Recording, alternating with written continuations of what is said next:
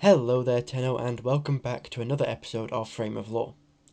Today we're on our final faction video for a while, as we'll be discussing more events and other topics in upcoming videos. Though for today we're going to talk about one of the most dangerous enemies that the Origin system has faced, that being the Sentients. As always, this video will contain spoilers, so consider yourselves warned. Now let's get into today's video. So first off, what are the Sentients? We've mentioned before that they were a race that were at war with the Oricin, and they had incredible tech which allowed them to adapt to pretty much anything. They were given this technology by their makers. Surprise, surprise, they were made by the Oricin. This was meant to help them when they were sent to the Tau system to terraform the system to become habitable for the Oricin. Due to the ability to adapt, they gained what bordered on self-determination, and as their name implies, they gained sentience. So, what we learn about the Sentients' history is that the Oricin made them to make Tau safe to colonise.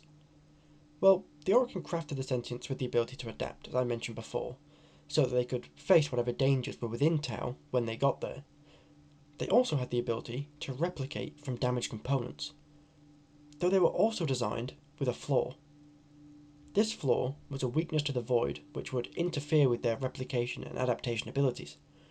In theory, this would leave them stranded in Tau once their purpose was complete. But as we learned in a previous video, the Oricin were not fans of creating synthetic lifeforms. So, what changed? Well, that would be Ballas. Big surprise we see him again. The Oricin feared the Sentients would turn against them and betray them, though through his cunning and manipulation, Ballas got the Council of Executors to agree to the plan out of desperation for the dying Origin system. However, the fear the Oricin had would come to pass, and the Sentients would return. The sentience they had gained made them realise that the Oricin would just lay waste to the Tau system, just as they had done with the Origin system. They returned to their masters to wage war.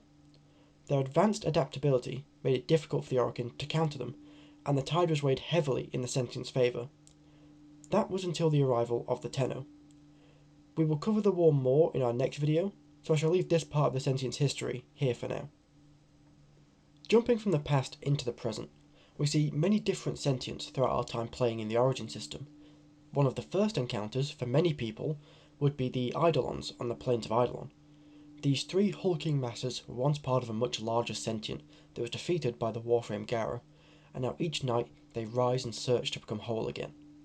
We also see Sentients on Lua, as they send units to attack the player should they be detected. So let's take a look at the Sentients' weaponry and how they fight. Sentient tech as a whole appears more organic, using curves and archers. Even their ships are considered living beings and are capable of reconstructing themselves. So, Sentients in theory could easily overwhelm an enemy with sheer numbers by continuously replicating, though due to their travel through the Void, their ability to do this has been shunted. Now, as Sentients have been returning to the Origin system once more, factions have started to experiment with their weaponry, even factions like the Tenno, who have created weapons mixed with sentient tech to help fight them off. Though not much has been done to fully understand their technology, as Sentients have not been around for a while, but that does not mean factions are not trying. The Corpus can be seen mixing their own technology with that of Sentients to create amalgams, and even the giant Profit Taker has been upgraded with sentient adaptability. We have talked about the adaptability of the Sentients a fair bit, though they do have one major weakness within that strength. That is the Void. Sentients are highly susceptible to Void damage, thus making the Tenno a much stronger enemy for them to face, as they are gifted with powers from the Void. Also, it seems this ability to adapt is not shared between every sentient.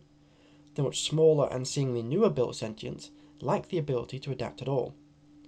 It is also shown that a sentient's mind can persist after death. Take Hunhao, who was destroyed during the war. His consciousness remains within fragments of his destroyed form. Now, I mentioned earlier that even after their loss during the war to the Tenno, the Sentients did return, and whilst at first it was only in small numbers, it later became a much larger threat, leading to an entirely new war, though that is a topic for another time.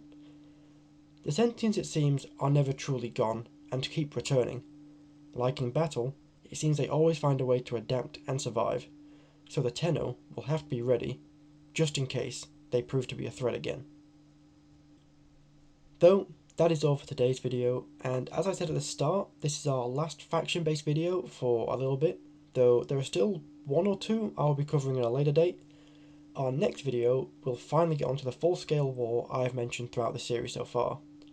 If you did enjoy this video, please leave a like and consider subscribing, as it really helps out the channel, but just the fact you have watched already means so much to me. Stay safe out there, Tenno, and I'll see you all in the next one.